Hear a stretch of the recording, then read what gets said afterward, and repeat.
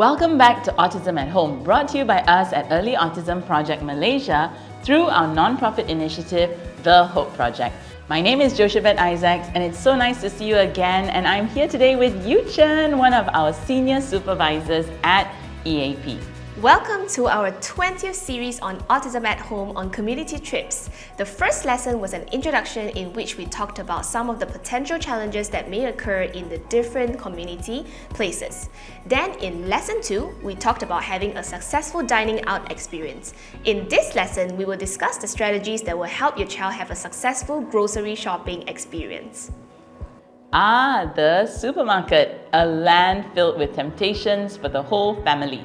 The best, most decorated and accessible aisle is usually the confectionery aisle, the aisle that has a wide selection of potential rewards. But at the same time, it might just be the trigger to a lot of tantrums as well.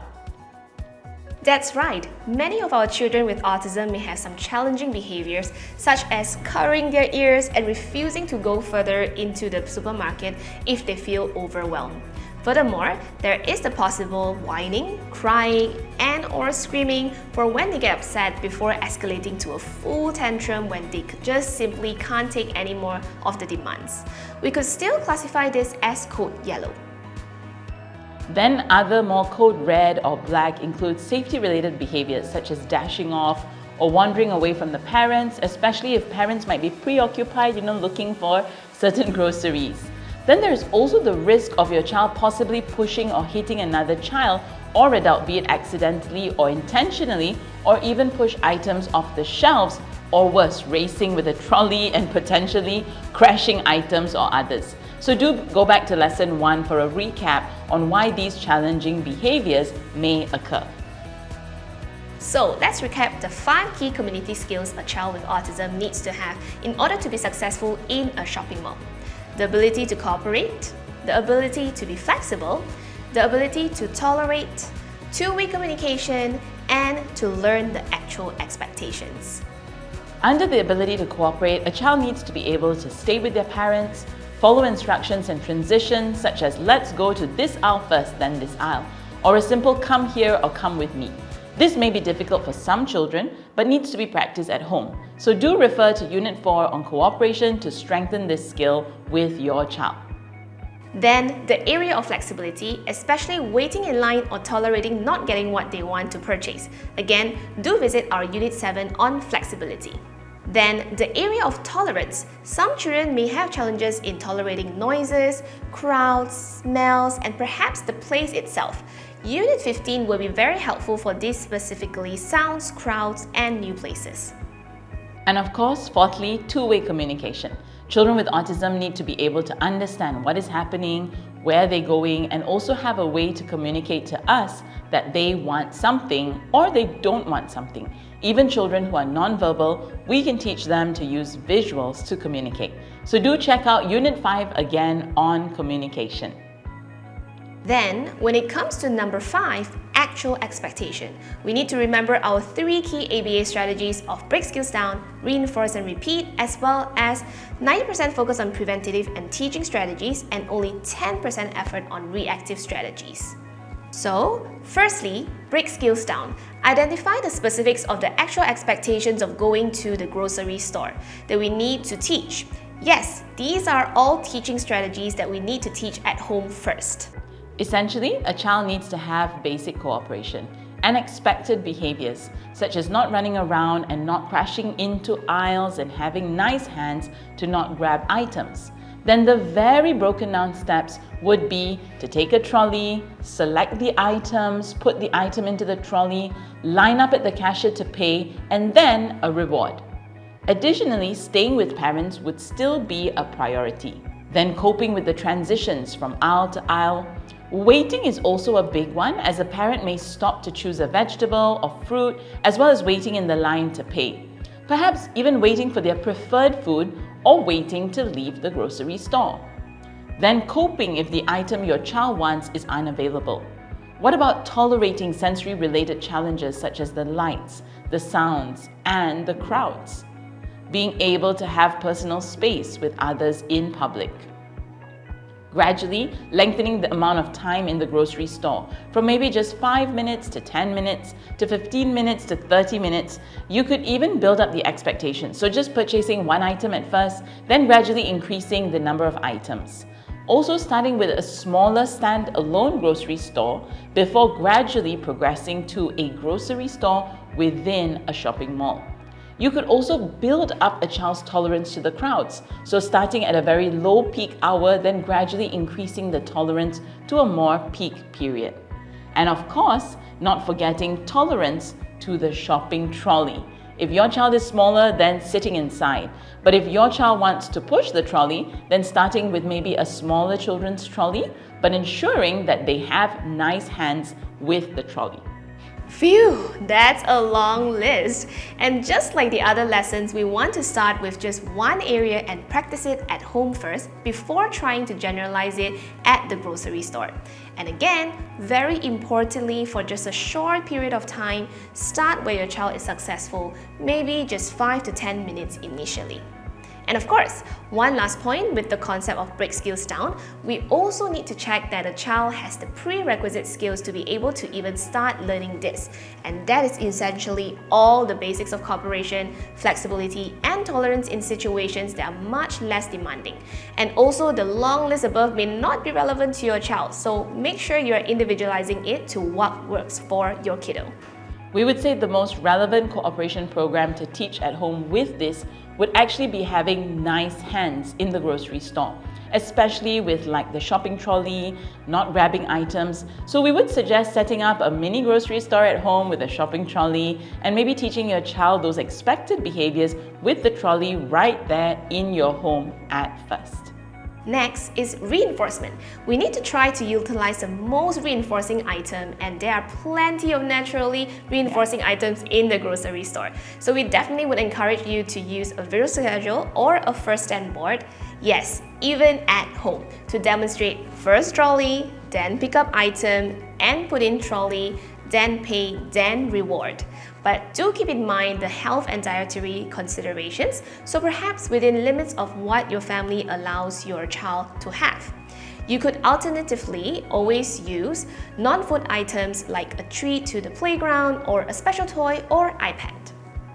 And also just don't forget the third key ABA strategy, which is provide sufficient practice. So we would encourage families to practice grocery shopping at home at least a few times a day or at least once a day. And preferably you could even practice in the real store a few times as well, but just short, successful practices initially. So those are actually all parts of teaching strategies. Remember, 90% is supposed to be teaching and preventative.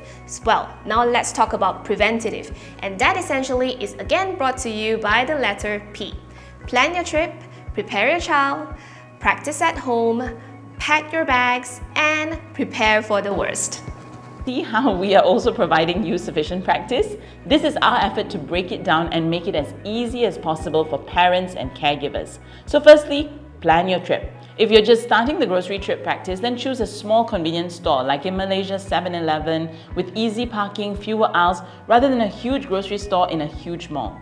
You could also plan how you walk into the grocery store to try and avoid certain areas or aisles. Then the most important thing to do for your child is to prepare your child.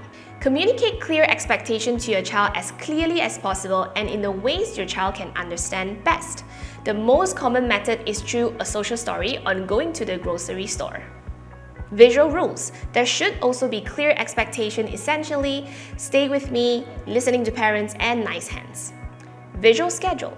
A simple visual schedule of the steps for the grocery trip would be very helpful to communicate the expectations clearly. As mentioned earlier, picture of the grocery store, trolley, the items you want to purchase, then lining at the cashier, and then reward. Visual token board. This could go hand in hand with the rule card and schedule so your child can see clearly the expectation and then the reward. For some children on the spectrum who are more gradual learners, you may need to simplify to just one expectation, which is nice hands. And you may need to provide a mini reward at every expectation of the visual schedule. You could actually include all 4 of the above into just one social story so you don't have to carry so much about. And of course, you could also make a video model to show your child the expectations. Do remember to adapt all of this according to your child's level of functioning.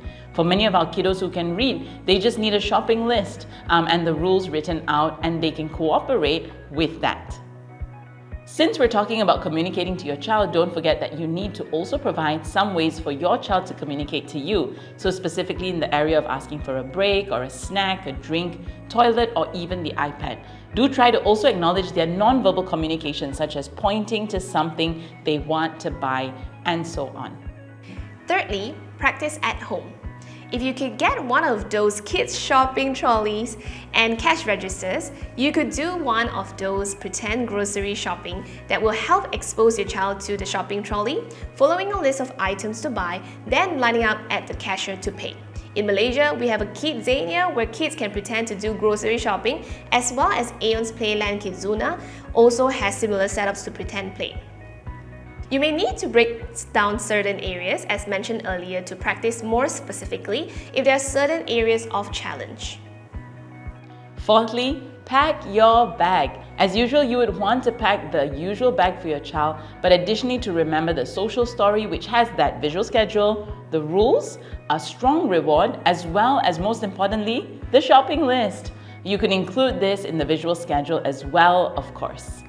Then of course, preparing for the worst. If you have done all of the above, then you should have quite sufficiently prepared your child for a successful trip to the grocery store. But in the event a child starts to get upset, definitely try to redirect the visuals and follow through with your schedule. But if it starts to escalate or there is code red behaviors, then a natural consequence would be to go home. Hence, when first practicing this, the plan is to not actually do your grocery shopping. You may have to go alone for that, but see each practice as a teaching opportunity for your child. We would certainly also remind parents to keep a very close eye on your child, as in the event that there is an accidental breakage or the trolley goes crashing into an aisle, that could be a pretty expensive situation. So that pretty much also covers all our reactive strategies. Pop quiz. What do you need to practice grocery shopping at home? A grocery shopping social story? Grocery shopping visual schedule? Visual of rules, strong rewards, a kid shopping trolley and some pretend foods to purchase? Yep, you're right. The answer is all of the above. If you do get to practice this at home, share it on social media and do tag us at EAP Malaysia with the hashtag Autism at Home. We would love to get an update from your end. Now it's your turn. Firstly, review how well your child does in some of those key community skills in order to be successful in the grocery store. Cooperation, flexibility, tolerance, two-way communication, and understanding the actual expectations. Are there any parts of the actual grocery shopping practice that may be difficult for your child? Number 2, which one of the above do you need to start practicing first at home? And do you need to refer to the previous teaching modules, be it Unit 4, Unit 5, Unit 14, or Unit 15 on this? And lastly, plan your trip to the grocery store. Choose a suitable grocery store at a suitable low peak period time, prepare your key materials, and proceed with the practice. Well, that's it for this lesson on grocery shopping. Remember the key strategies of break, skill, sound, reinforce, and practice, as well as 90% preventative and teaching, resulting in only 10% reactive. And before you do practice, do remember to plan your trip, prepare your child, pack your bags, practice at home, and prepare for the worst. Thank you for your support, and with the amount of interest we have received online, we have actually started providing online services and currently work with clients in other states of Malaysia, New Zealand, Philippines, Singapore, Switzerland, Indonesia, China, and Brunei as well. So do scan this QR code and get in touch with us for more information. And if you haven't already, do check out our free online resource platform, Autism at Home, which has all the corresponding articles and downloadables for you. And don't forget to subscribe to our YouTube channel, follow us on Instagram and Facebook to stay updated. Thank you for watching, and we will see you soon.